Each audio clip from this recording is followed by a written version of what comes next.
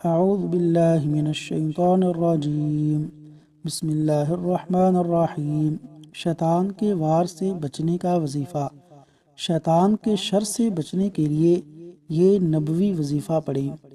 اعوذ باللہ السمیع العلیم، اعوذ باللہ السمیع العلیم، اعوذ باللہ السمیع العلیم من الشیطان الرجیم، من ہمزہ ونفخہ ونفثہ، من ہمزہ ونفخہ ونفثہ۔